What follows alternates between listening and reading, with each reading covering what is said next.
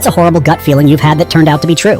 When I was around 10 or 11, we were all having dinner when someone knocked on the door. My dad sighed, clearly annoyed, but got up to see who it was. Turns out it was some pushy salesman. We could hear my dad trying to politely brush him off, but this guy just wouldn't take a hint. He kept blabbering on with his sales pitch, even as my dad repeatedly told him we weren't interested.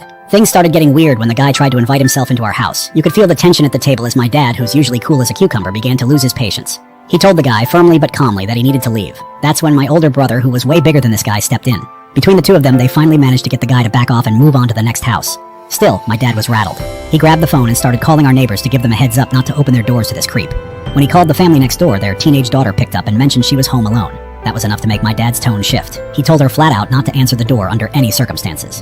Fast forward a few months, and we found out the horrifying truth. That pushy salesman turned out to be a serial KLR, who specifically preyed on young girls who were home alone. He had been using his salesman act to scope out victims. Looking back, my dad's quick thinking probably saved her life.